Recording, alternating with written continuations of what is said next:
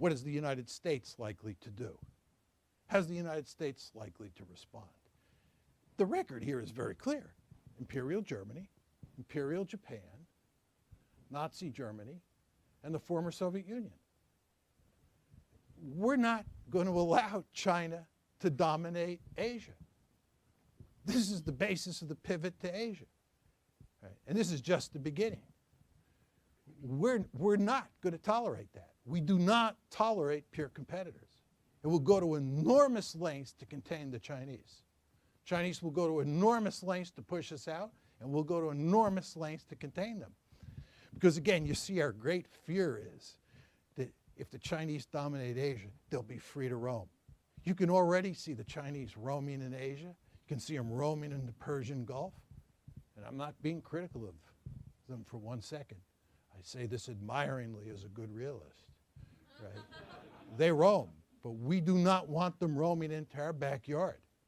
Great powers like the United States do not tolerate that. So we'll go to great lengths to contain them. Right? And then the question you have to ask yourself is, what will the neighbors do? Well, the neighbors will almost all balance with us. You can already see this beginning to happen. Just go home and Google Japan and India. Japan and India, despite the fact that they're separated by great distances and a lot of water, have basically jumped into bed together. And they're playing kissy face with each other. And they're doing it mainly because of China. The United States and India, I often say to students, why are the United States and India such good friends today? And of course, the normal American answer is because they're both democracies. To which I say, that can't be the answer because we were both democracies during the Cold War and we didn't get along with each other. Right? In fact, the Indians did not like us at all. Right? And we didn't really have much time for them during the Cold War. Something changed. And that something that changed is China. Right? The Indians are very nervous about China. And we are very nervous about China. So you can see the United States and the Indians moving closer together. The balancing coalition will look like this. It'll include Japan, South Korea, Taiwan, Singapore, Australia, Indonesia, India, Russia, and the United States. Those will be the core players.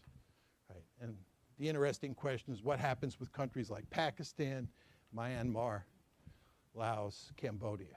Right? Those are the four that are likely to be on the other side. But we will have all the powerful countries in Asia on our side. They'll be part of the balancing coalition. And the main reason is that those countries live next door to China, and China is much more of a threat to them than the United States is. Same reason everybody balanced against the Soviet Union and didn't balance against the United States, because the Soviet Union, being a neighbor of the countries in Europe and in Northeast Asia, was a much greater threat than the United States was. So that'll be the balancing coalition. One final problem that you want to keep in mind as you think about this is what we in the international relations world call the security dilemma. The security dilemma says that almost anything a state does to defend itself looks offensive to the other side. In other words, the security dilemma is predicated on the belief that it's very difficult to distinguish between offensive and defensive capabilities. So if you're China and I'm the United States, and I see you building up your military forces, and I say, I have to start swinging submarines and aircraft carriers into the Pacific Ocean to defend my interests against you, China. It looks defensive to me.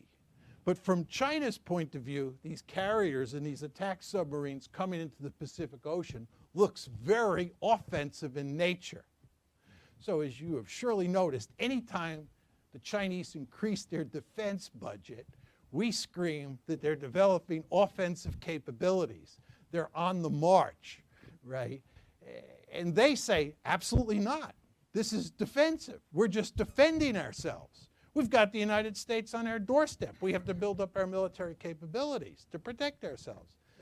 So you have this pernicious situation that's unavoidable because of the difficulty of distinguishing between offense and defense, where anything that one side does to defend itself looks offensive to the other side. And because you cannot know intentions, going back to my point about intentions, you see those offensive capabilities as a signal of offensive intentions.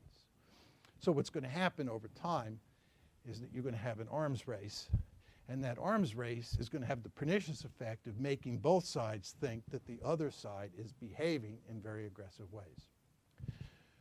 Let me conclude by saying that my argument tonight is based on a theory. As I say, I think there's no way you can talk about the rise of China without a theory. And of course, there are theories, different theories, which tell a different story than the one I just told you.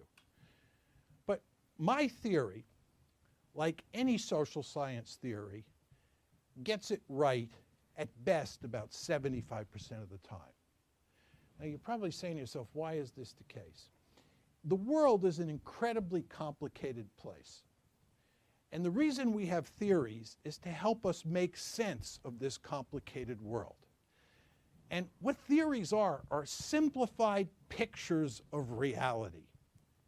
But when you come up with a theory, what you do is you leave all sorts of factors on the cutting room floor. My theory has no role in it for domestic politics. I don't care whether a country is a democratic state, a communist state, a dictatorship, or a fascist state. For me, states are black boxes. Domestic politics doesn't figure in my story. I leave domestic politics on the cutting room floor. Other theories leave considerations that I emphasize, like power, on the cutting room floor. The problem is that in the real world, sometimes those factors that you leave on the cutting room floor jump up and bite you in the hiney. And your theory doesn't apply in those particular cases. This is why I say no social science theory, in my humble opinion, gets it right more than 75% of the time. And not many get it right 75% of the time. All of this is to say there is some reasonable chance that as good as my theory might be at explaining the past, it's not perfect, and I may be wrong. Given the grim story that I've told, let's hope that this is one of those times my theory is wrong. Thank you.